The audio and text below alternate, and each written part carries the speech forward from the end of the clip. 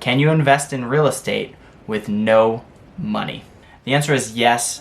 Yes, you can. And in this video, we're going to be talking about the 7 ways that you can invest in real estate with little to no money. However, there is money involved in every single real estate transaction. So the issue, therefore, is not whether you're investing with no money, but if you are investing with other people's money.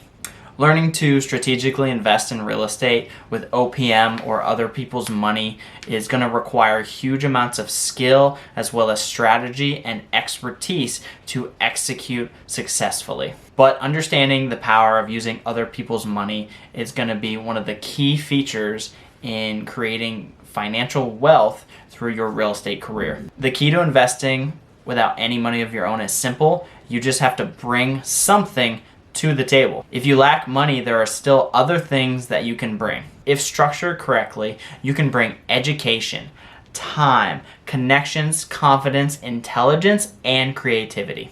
So let's get into the few methods that real estate investors will use to use other people's money. Number 1 being wholesaling.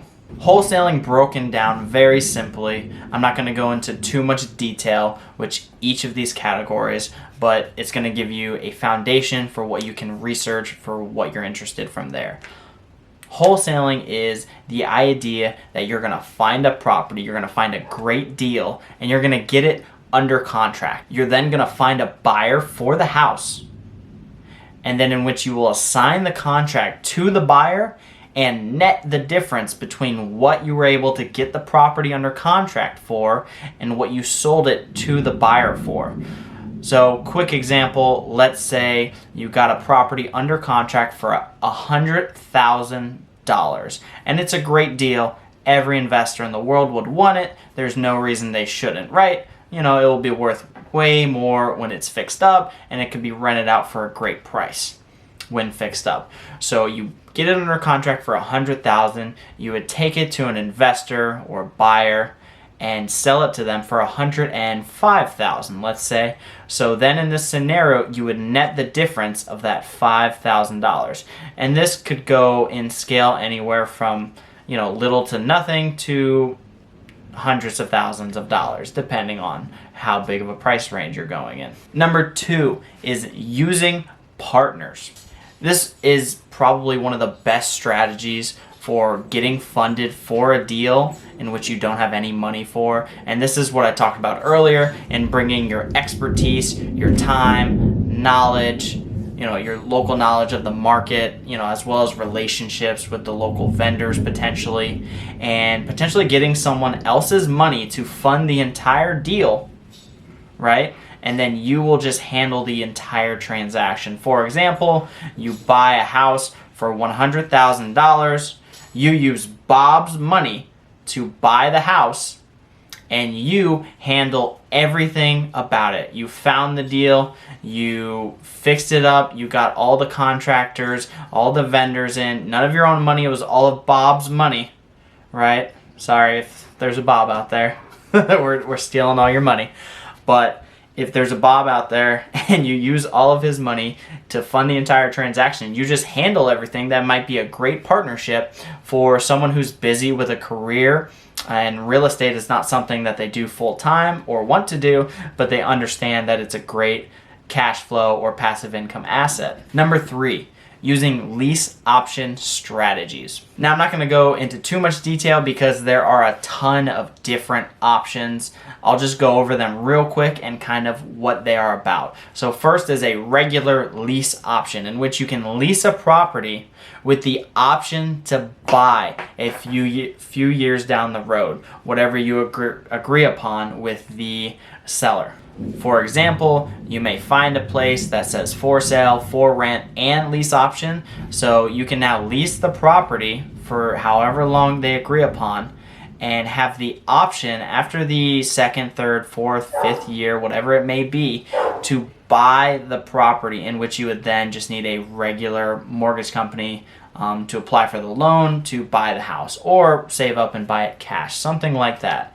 As well as you have the regular rent to own situations, in which you are just paying them rent, and that is to be going towards the payment of buying the house. Then you have the strategy of subject to, in which you can take over the loan of the property. You can take their mortgage off of them and pay it for them. But now, the deed will be in your name, but the debt will not. So that is another great strategy. As well as seller financing, in which, again, taking the bank out of the situation, you can get rid of the middleman and just deal directly with the buyer and seller and finance it with them. So if the buyer does not pay their mortgage, then the seller would come foreclose on them just like a bank would. And another great strategy would be using a lease option and then using a sandwich lease, in which you can lease a property, get it under contract, then from there, with of course, the seller's permission, lease it again on top of that, just like a sandwich, and you would put another tenant in there and have them lease it for an even higher amount that you agreed upon with the seller. This is a very popular strategy when leasing or renting someone's house and doing an Airbnb type situation. This is something that I'm talking about, which of course you would need some money to furnish the property and maybe clean it out, but these are just some of the best methods that you could use for low to no money down. Number 4, it's just going to be your regular FHA loans. You will need some money on this. It's around a 3.5% down payment to purchase a property, and you will be paying PMI, which is private mortgage insurance. Usually that's included for any loan under 20% equity within the property. And from there, it's only 3.5% down and your regular closing cost. Known to date, that is one of the cheapest home loan programs, and that's probably the best programs for buyers if you can qualify for that. Number 5 is the USDA and VA loans using the 0% down. So again, very popular known strategy.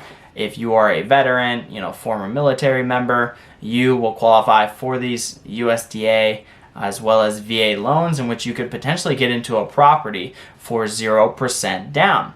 So that is a great strategy to just get right into any property.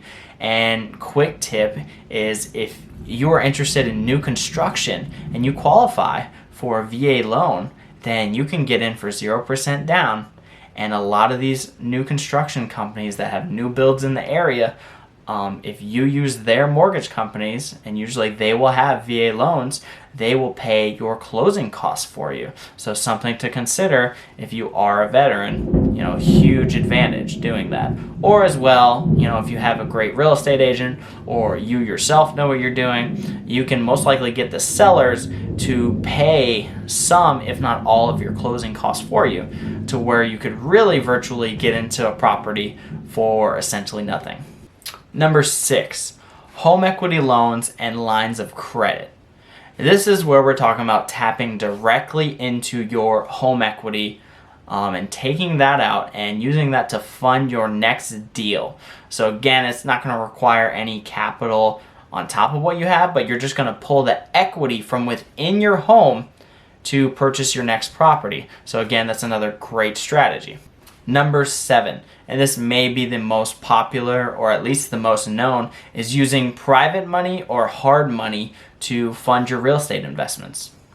Hard money and private money can be summed up as getting a quick loan on a deal for a property. This is one of the best ways to get funding immediately if you can't find any, is having them loan you the money, but they're going to charge you a high interest rate, anywhere from 8 to 15%, and then from there, that is going to be owed within, a few months to a year, whatever you agree upon, based on your flip and what you're doing at the moment. This is the greatest strategy if you're looking to flip something or even, rent out, refinance.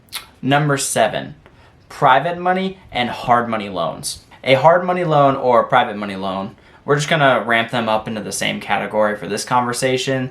The main difference is hard money is going to be through a corporation and business that their set goal is to lend money for investors to invest in properties and pay them back as soon as possible at a high interest rate. And private money is the same exact thing, except it's just going to be someone that you know. But overall, what hard money and private money is even though I kind of just said it, is where you're going to look to buy a property and they're going to fund the deal for you at a high interest rate, in which that will need to be paid back as soon as you sell the property or within whatever the time period is you agree with to pay them back, whether it be 3 months to 12 months. And you'll get your loan from them, and then you'll pay them anywhere from 8 to 15% depending on your your hard money or private money lender. And that's it for the video, guys. If you found value in that just a little bit, do me a huge favor and like down below. Comment which strategy you think you'll be enacting within the next year, hopefully, and as well as subscribe for more weekly content like this about real estate, investing, and my personal life journey as an agent and investor in the Tampa Bay market. Peace.